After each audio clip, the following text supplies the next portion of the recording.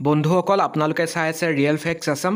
আজি Facebook live যোগে মুখ্যমন্ত্ৰীয়ে দুটাকৈ ডাঙৰ ঘোষণা কৰিছে এডিআৰই গ্ৰেড 3 আৰু গ্ৰেড 4 ৰিক্ৰুইটমেণ্ট সন্দৰ্ভত।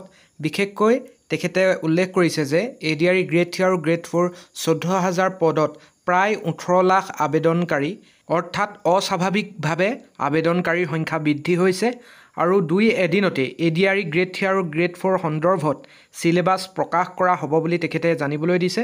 গতিকে তেখেতে আজি ফেচবুক লাইভ যোগে এই সন্দৰ্ভত কি বুলি মন্তব্য কৰিছিল চাওঁ আহক। 3 অক্টোবৰৰ পৰা পুলিচৰ ইণ্টাৰভিউ আৰম্ভ হ'ব। তাত এনেকুৱা কোনো অসুবিধা নাই, যোৱাবাৰ যেনেকৈ নিযুক্তি হৈছিল এইবাৰো হ'ব। আৰু শিক্ষকৰ নিযুক্তিৰ ক্ষেত্ৰতো আমি ইতিমধ্যে ব্যৱস্থা আৰম্ভ কৰিছোঁ আৰু ইয়াতো বহুত বেছি বিতৰ্কৰ অৱকাশ নাই। আৰু এইবিলাকত নিশ্চিত কোৱালিফিকেশ্যন লাগে কাৰণে কেণ্ডিডেটৰ সংখ্যাও কম।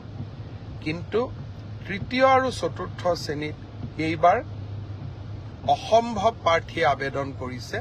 সৰ্বমুঠ 18 লাখ আবেদন এই 14,000 পোষ্টৰ কাৰণে আমাৰ ওচৰলৈ আহিছে। যি কি নহওক, দুই এজনে সুধি আছে যে চিলেবাছ কেতিয়া দিব। মই অহা পৰহি বা মেক্সিমাম 4 দিনৰ ভিতৰত চিলেবাছ দুখন প্ৰকাশ কৰিবৰ বাবে মই ৰিক্ৰুটমেণ্ট কমিশ্যনক নিৰ্দেশ দিছোঁ আৰু মই ভাবোঁ যে ইয়াৰ